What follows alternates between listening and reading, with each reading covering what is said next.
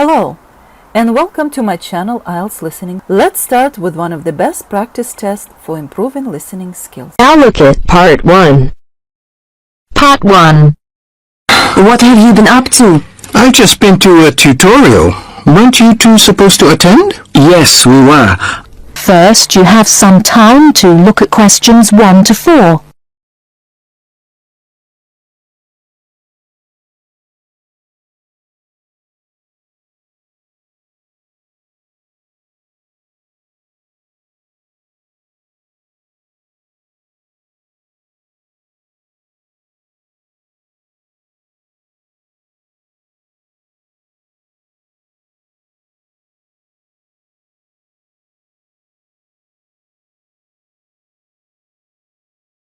Now we shall begin. You should answer the questions as you listen, because you will not hear the recording a second time. Listen carefully and answer questions 1 to 4. Hi there, Sang-min. What have you been up to? I've just been to a tutorial. Weren't you two supposed to attend? Yes, we were. But I had an essay to finish, and Julianne offered to help. Did we miss much? Well, I thought it was quite interesting. It was all about spending habits among undergraduates. It was based on recent research done by a PhD student studying behavioral psychology. Oh, yes. I remember being interviewed by him about what I usually spend my money on. And what did you say? Well, most of my money, probably around 75%, goes on basic living, paying rent, food costs, and of course, university fees. I'm the same, except my food bill is higher. We are all in the same boat here. Virtually all my money goes on that too, but I also spend a lot of money on textbooks, between 100 and 120 pounds a month, usually more. Realistically, it's closer to 150 pounds. That explains why you get such good marks. Another aspect of the interview was students' use of credit cards, with a particular focus on how students manage these. In my case, not very well. I always end up spending more than I plan to. It's too easy to use. Surely that must be the point. That students are given credit cards too easily before they've learned how to use them. And the number of credit cards some students get is frightening. The average is about 3 cards. Not only cards, students need to learn how to manage money too. And this is what the interviews meant to find out. By comparing and contrasting all the data, the root causes of student spending could be highlighted. And the effects this has on students, I'd imagine, would be more negative than positive. Perhaps, but this was the other part of what the student was trying to achieve. You also need to study the effects to find answers. Before you hear the rest of the conversation, you have some time to look at questions 5 to 10.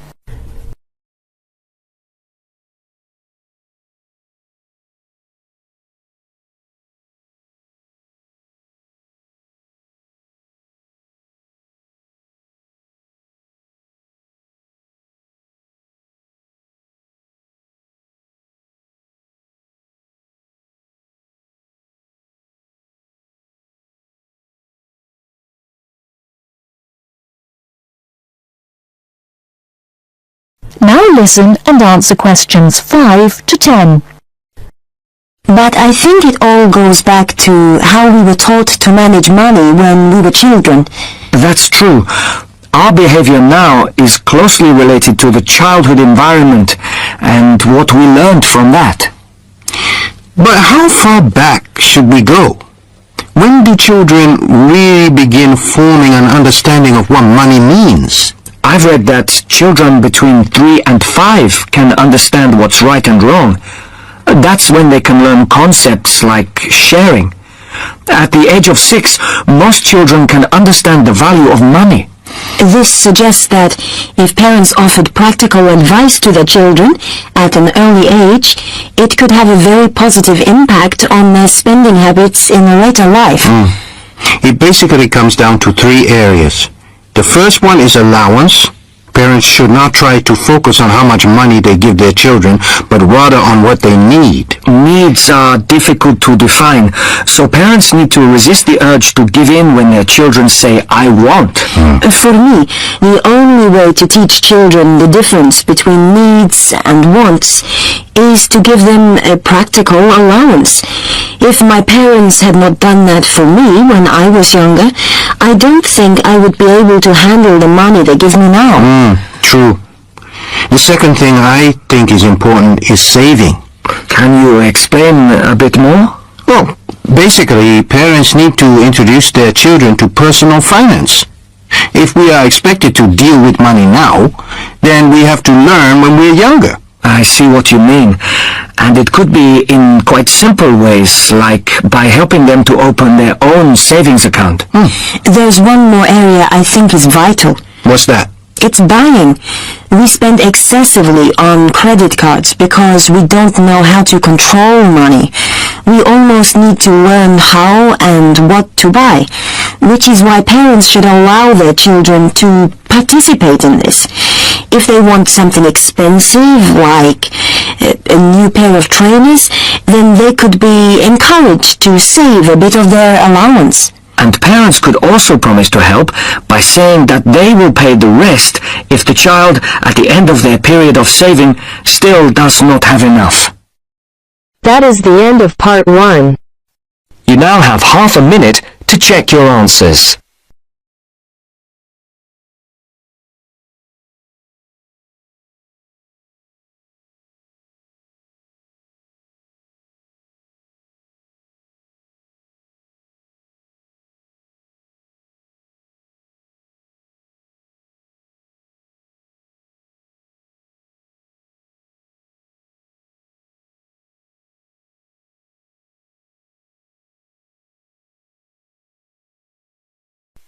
Now turns to part 2. Part 2. You'll hear a message left to John on how to look after the house. First, you have some time to look at questions 11 to 17.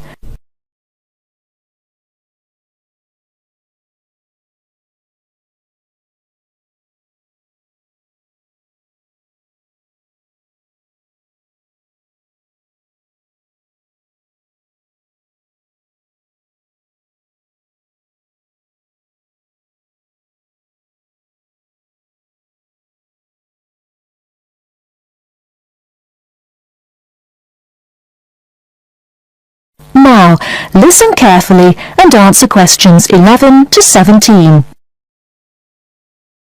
Hello, John. Welcome to the house. I'm really pleased that you can be here to look after my house while I'm away. Here are some things you need to know about the house. Important stuff like when the garbage is collected. In fact, let's start with the garbage, which is collected on Friday. Just write garbage on the calendar on the days they take it away. Put it out on Friday every week. That'll be Friday the 22nd, Friday the 29th, and Friday the 5th. It's a really good service. The trucks are quiet and the service is efficient. The bin would be put outside of the house empty. It's a good idea to put it away quickly. This street can be quite windy. I once watched my next-door neighbour chase her bin the whole length of the street. Every time she nearly caught up with it, it got away again. The waste paper will be collected this Tuesday. That's Tuesday the 19th. There's a plastic box full of paper in the front room. Please put it out on Tuesday. The truck will come during the day. If you don't mind collecting old newspapers and other paper and putting them in the box, I'll put it out when I come home. The paper people only come monthly. I have some things to give to charity in a box in the front room. Would you put it out on Monday the 25th, please? It's a box of old clothes and some bed linen which I've collected, plus a few other bits and pieces. The charity truck will come by during the day on the last Monday of the month. Like the paper people, it comes monthly. If you want to use the library, you'll find it on Darling Street. I've left my borrower's card near the telephone. It has a very good local reference section if you want to find out more about this city. The library is open from 9 a.m. to 5 p.m., Monday to Saturday. I'm sorry to say that we don't have a cleaner. Oh yes, filters. Would you please change the filters on the washing machine on the last week of the month, no matter which day? We find that the machine works much better if we change the filters regularly. The gas company reads the meter on the 30th, the last Saturday. I think that's all the information about our calendar of events. Before you hear the rest of the talk, you have some time to look at questions 18 to 20.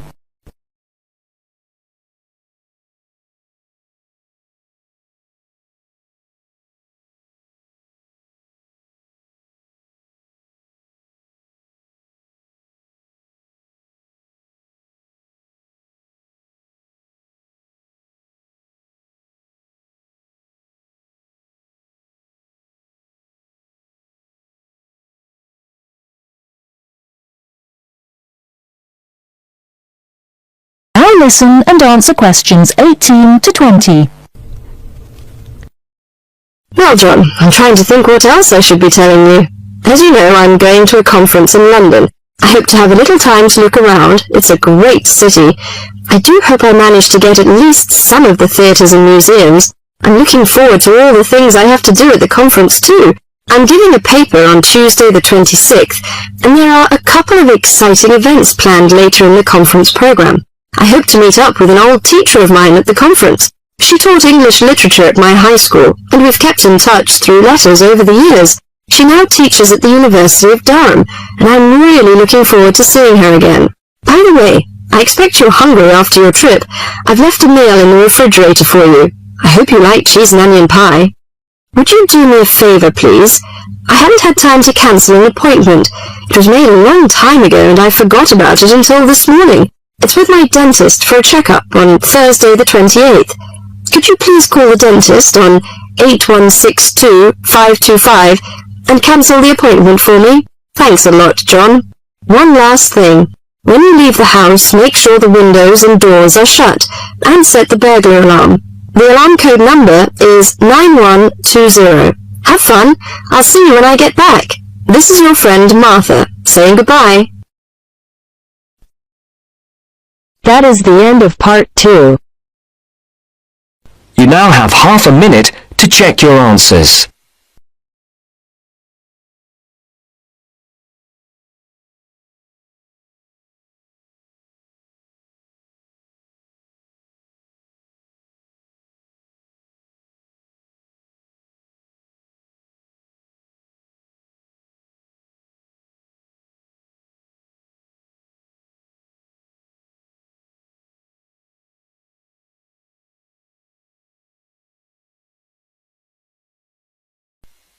Now turns to part 3. Part 3.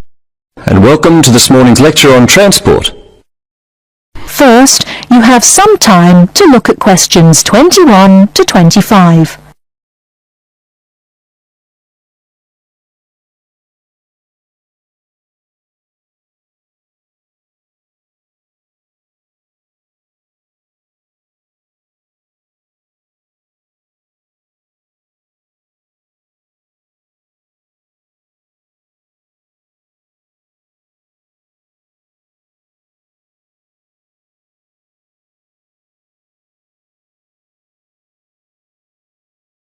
Now listen carefully and answer questions 21 to 25. Good morning and welcome to this morning's lecture on transport. What I'll be doing today is comparing forms of transport in different countries to see how forms of transport are affected by factors such as geographical landscape and economic development. My focus will be on countries in South America, Europe and Asia. The first country I'd like to look at is Colombia, which is in South America. This is a country where geography plays an important role. Due to the huge amount of mountains and forests in this country, travelling by air is crucial. I don't know if many of you realise this fact, but Colombia was the first country to establish a commercial airline, and in so doing they made aviation history. Today, there are more than 400 airports in Colombia for domestic flights, which highlights the point I made earlier, that air travel is a vital means of transport in this country. Colombia also has a road network of about 48,000 kilometres, linking Colombia to Venezuela and Ecuador. Transport by road is important for trade as well as tourism. Apart from this, there is also a railway system, but it is in need of modernisation. The other means of transport is by steamers, with the Magdalena being the main waterway. Now let's turn to Colombia's neighbour, Venezuela. Once again, we see that internal flights are an important means of transport, as like Colombia, Venezuela has remote areas where flying is the easiest means of travelling from A to B. Trains are not popular, and most of the railway lines are in the highlands, as this is where the iron ore mines are. Trains are an efficient means of transporting the iron ore from the mines to the factories. Thus we can see how transport and the economy are interrelated. Ships are also used extensively in this country, and there are many ports, the main seaports being Puerto Cabello and Guanta. Turning now to Europe. Belgium is a country that boasts one of the most compact railway systems worldwide. Inland waterways, or canals, are also an important means of transport, transporting both freight and people. Belgium also has the third largest seaport in the world, namely Antwerpen. Air travel is also important, although this is not linked to geographical terrain, as is the case in the South American countries we've already looked at. Next, I'd like to look at the United Kingdom. Like Belgium, the UK has inland waterways around 4,000 kilometres, yet only about 17% of these are used for commercial transport. The main inland port is Manchester, and the chief seaport is London, with Southampton taking second place. Air travel is extensive in this country, and there are around 150 airports, the most famous being Heathrow. However, about 90% of passengers in the UK travel by road. Before you hear the rest of the talk, you have some time to look at questions 26 to 30.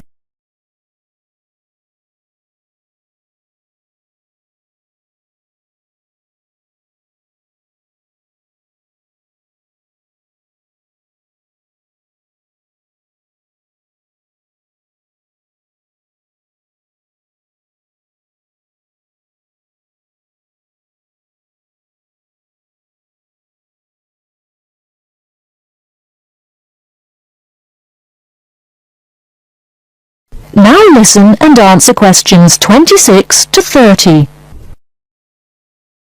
Finally, I'd like to look at two Asian countries. China is a country which reveals how geographical size affects transport development. Roads and railways are widely used, and this has led to a huge amount of bridges being built, such as the Yangtze Bridge, which is probably the most widely known. The Yangtze Bridge is 1.6 kilometres long and is built on two levels. The upper tier is for cars and pedestrians, while the lower is for trains. Railways are especially important, and over 80% of freight and passengers are transported by rail.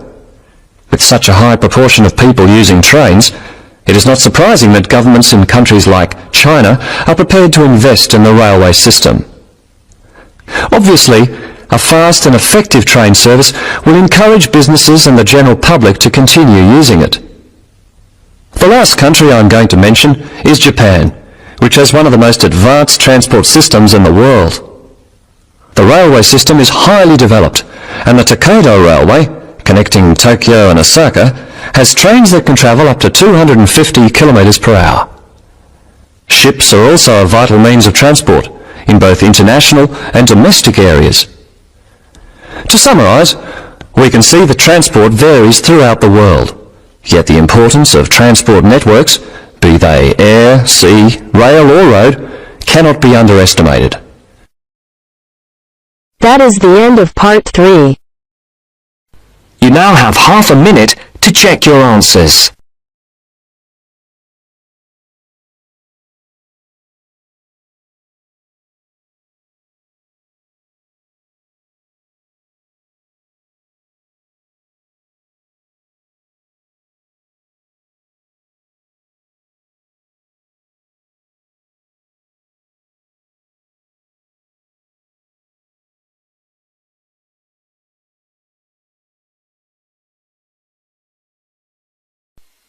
Now turns to part 4. Part 4. You'll hear Rebecca Bramwell, an artist and illustrator, giving advice on how to get your first job or commission as an artist. First, you have some time to look at questions 31 to 35.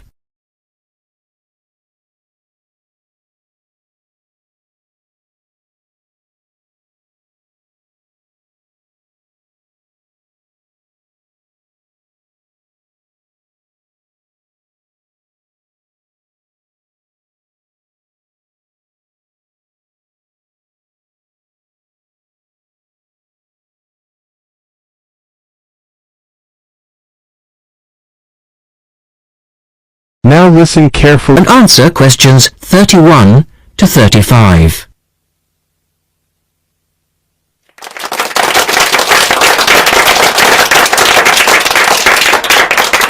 I'd like to introduce Rebecca Bramwell, an artist and illustrator who's come along today to talk to you all about getting your first job or commission as an artist. Over to you, Rebecca. Thank you for inviting me.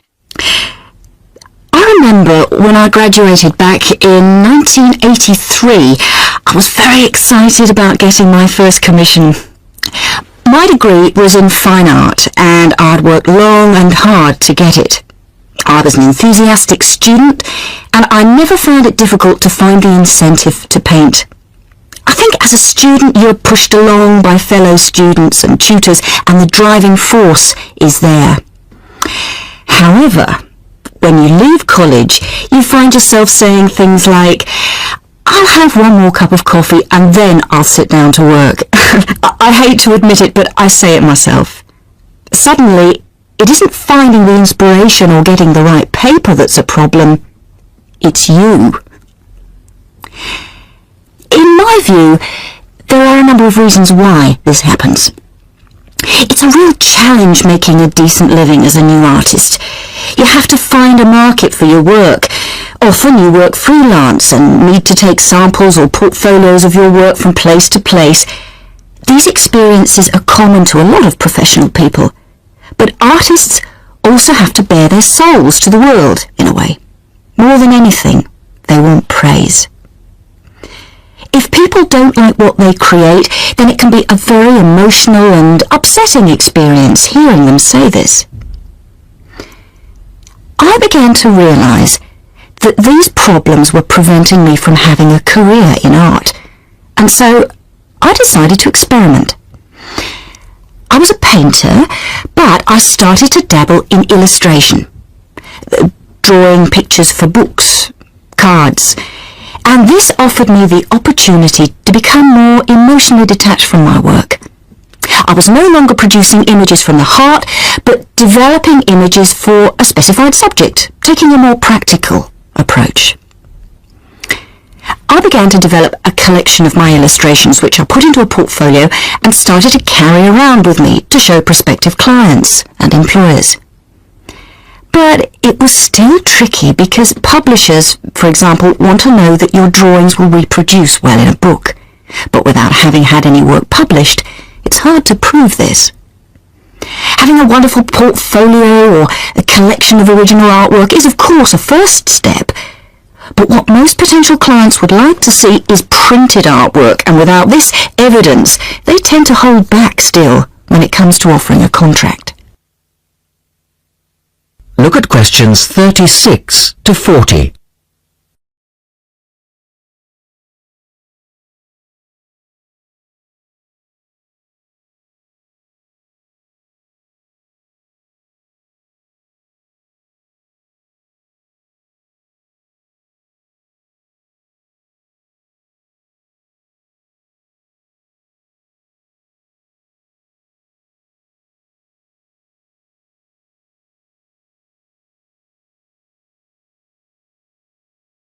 Now answer questions 36 to 40. Well, I overcame this problem in two ways. And I suppose this is my advice to you on preparing your portfolio of your best work. The first way was by submitting my work for a competition, and the one I chose was for a horoscope design and was sponsored by a top women's magazine. There are a few of these competitions each year, and they offer new illustrators an opportunity to showcase their work. The other approach I took was to design and print some mock-up pages of a book. In other words, I placed some of my illustrations next to some text in order to demonstrate how my work would look when it was printed. Perhaps I was lucky in that I had taken a degree that provided me with all-round creative skills so that I could vary my style and wasn't limited to a certain technique. Now, I think that is important. The art world and many other creative fields do try to pigeonhole people into snug boxes with an accompanying label. Now, I think you should try to resist this if you feel it happening to you. If you don't, you'll find it difficult to have new work accepted if you try to develop your style at a later stage in your career. Nevertheless, when you start out, and particularly when you're going for an interview, it's important not to confuse people by having a lot of different examples in your portfolio. One remedy for this is to separate your work into distinct categories. In my case, I did this by dividing my design-inspired illustrations from my paintings. It's then easier to analyse the market suited to each portfolio, such as magazines, book jackets, CD covers, etc.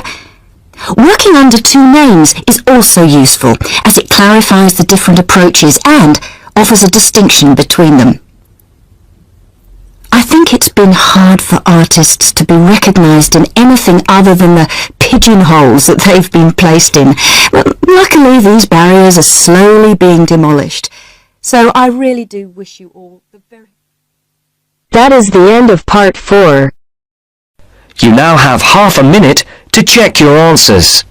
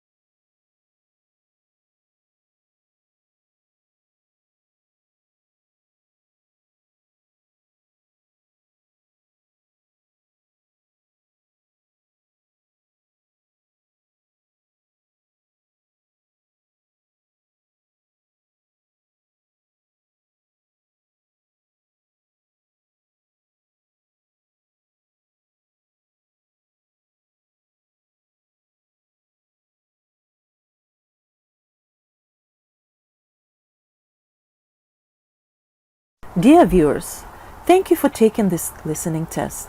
Please let me know about your score in the comments section below. Keep on practicing, it's the only way to be successful. We are planning to upload more IELTS helpful videos. Please subscribe to our channel, IELTS Listening. Thank you.